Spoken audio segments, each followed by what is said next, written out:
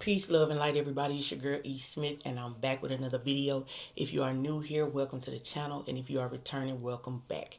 Thank you so much for taking a little bit of your time to come and chill with me, because fact of the matter is, you could be anywhere else in the world, but you're right here with me, and I'm digging that.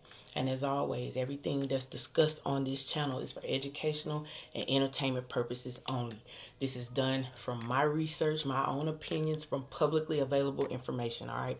I created this space for us to come and discuss various viewpoints, opinions, and perspectives respectfully. So make sure you guys keep it respectful in the comments. Now let's get into today's topic. One teenager got 35 years in prison. Another teenager got 10. All right. Both cases involved a fatal stabbing. Both defendants claimed self-defense. However, we got two totally different outcomes. What made these cases so different? Today, I want to compare the cases of Karmelo Anthony and Caysen Allison. All right. Now, I'm not saying that these cases are the same because the circumstances are different. The facts are different. However, as I was looking into the Karmelo Anthony case, I came across the Caysen Allison case, and I felt like they had some similarities, though, that were worth discussing. And that's what I want to talk about today. So let's get into it. Most of you probably already know the basics of the Karmelo Anthony case. All right, but just in case you don't, in April of 2025, Karmelo Anthony and Austin Metcalf became involved in an altercation at a track meet in Frisco, Texas. The confrontation turned physical to where Anthony ended up stabbing Metcalf, and Metcalf died of his injuries. Karmelo Anthony claimed self-defense. He was convicted of murder and sentenced to 35 years in prison. Now let's look at the Caysen Allison case. In 2022, Allison was involved in a fatal altercation with a Jose Ramirez inside of a high school bathroom in Texas. All right. Allison stabbed Ramirez. Ramirez ultimately died from his injuries as well. Allison also claimed self-defense. He was charged with murder, but he was acquitted of murder and convicted of the lesser charge, criminally negligent homicide. So when I came across this, I said, that raises some questions that I just wanted to talk about. So first thing I want to talk about is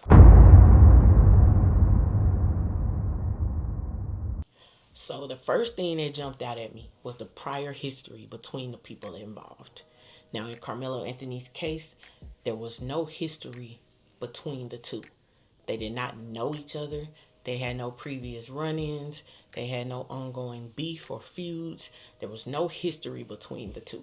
So that day that they met each other was the first day they even knew that each other existed. All right. Now, in the Caysen Allison case, there was a history of conflict between him and Ramirez. Ramirez clearly had it out for him and wanted to fight him or harm him in some way or another. Okay, it was said that or reported rather, there was discussions of a planned fight between them. There was also a previous confrontation where it was reported Ramirez actually pulled a gun on Caysen at a prom after party. So they had, a history of it.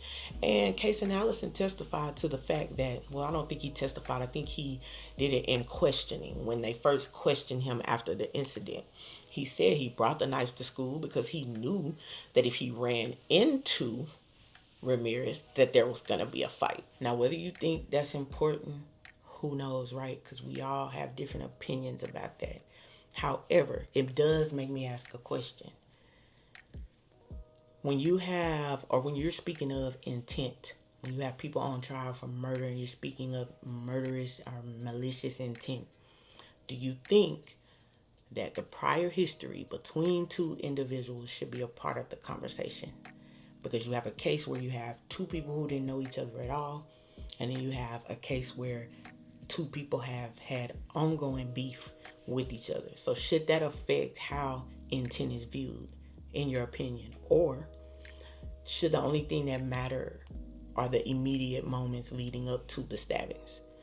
I want to hear from you in the comments. Let me know what you think about prior history. All right, now moving on. All right, one of the biggest talking points of both of these cases has been the knife. All right, if you've been following the Karmelo Anthony case, I'm pretty sure you've seen under every picture and video about this case the same question being asked over and over again. Why did he have a knife? And honestly, that's a fair question, right? According to testimony, he had in his possession a 6-in-1 multi-tool that included a 3.5-inch blade. And while it was against school policy, him possessing the multi-tool itself was not illegal, okay? And despite that, though, the people have pointed at his knife as evidence that he had intent on harming somebody that day. But as I started looking deeper into the Caysen Allison case, I found myself asking another question. Why wasn't the same level of attention focused on the knife in this case? Because Caysen also had a knife. It was reported to be a folding knife. Unlike Karmelo's case, there was testimony suggesting there was prior conflict between the individuals involved. So when people discuss intent in these two cases, how much weight should it carry that they had knives? Is simply possessing a knife enough to suggest intent, or should the circumstances surrounding the stabbings matter more? Does prior conflicts matter? Does anticipating a confrontation matter? These are just some of the questions that I had. And again, you guys, I have my opinion, you have your opinion. I want to hear from you. What do you think when we're talking about people on trial for murder? And then we start discussing intent. Does whether the individuals knew each other, does it hold any weight when it comes to them possessing weapons? Because when I look at the public's reactions to these cases, I feel like the knife became such a big point of discussion in Karmelo Anthony's case, but I didn't see nearly as much in the Caysen Allison case. Another thing that stood out to me while comparing these two cases was what was said before the stabbings occurred. In Karmelo Anthony's case, testimony includes statements like, as long as you don't touch me, we're cool, or touch me and see what happens. And in this case, prosecutors argued that that was Karmelo provoking the incident that occurred. All right, and then I look at the Caysen Allison case, where during questioning, he told investigators that before Ramirez punched him, that he told him and his friends, while pulling out his knife, that don't touch me or I'm going to stab you. Now, what I want to know from you guys is, how do you feel that these particular statements should be interpreted? Are they warnings? Are they threats? Is it evidence that somebody is trying to avoid a confrontation? Or is it evidence that someone is prepared to use force if need be? Again, I got them side by side, and when I'm looking at them, both cases had things that were said before the stabbings, yet those statements appear to be discussed very differently depending on which case we're talking about. I must say, though, it was impossible for me to ignore, while searching these cases, the role of public opinion. Because whether we like it or not, these cases were not just tried in the courtroom. They were tried online, in the comment sections, on every social media platform, TikTok, YouTube, Instagram, Facebook, whichever one I left out, all in the comments. And as I looked through the discussions of each of these cases, I realized that people focus on very different things. Like in the Karmelo Anthony case, the focus was, why did he have a knife? Why didn't he just walk away? That type of thing. That's what I hear. What did he mean when he said, touch me and see what happens? But when I look at the discussion around the Caysen Allison case, I just don't see these same questions nearly as much. Now, I'm not saying it's not any, but I just didn't see the same questions nearly as much. And why? Is it because the facts are different? Is it because the cases happened at different times? Is it because the media reported them differently? What makes such a similar case and people look at them totally different? I mean, is it the fact that once people form an opinion about a person, everything that they see about that person is filtered through that opinion? Because something I've learned from just following true crime, period, is that you have two people that can look at the same piece of evidence but come away with totally different views of it. One person might see something as a threat. Another person might see something as a warning. Somebody might see something as a tool. Somebody might see it as a weapon. You just never know. But that's why public opinion is so like powerful, because before it even hits a courtroom, everybody already has their opinion on what they feel like is the truth.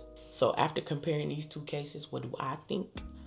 Honestly, I think that these cases are more complicated than people on both sides of the argument are willing to admit. When I first started looking into the Caysen Allison case, I was struck by the difference in sentencing. You got one teenager that gets 10 years, you got another teenager who's gotten 35 years.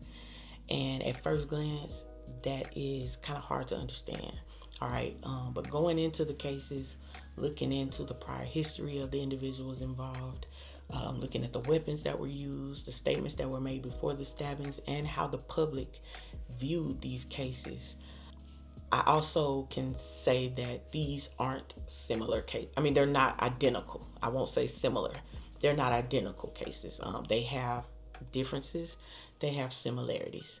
And depending on which facts you focus on, you can walk away with a completely different opinion. But I'm not going to lie. It was crazy to me how differently people interpret similar types of facts. Both of these cases, there were claims of self-defense. Both of these cases, there was a knife that was used. Both of these cases, there was statements made before the stabbings occurred.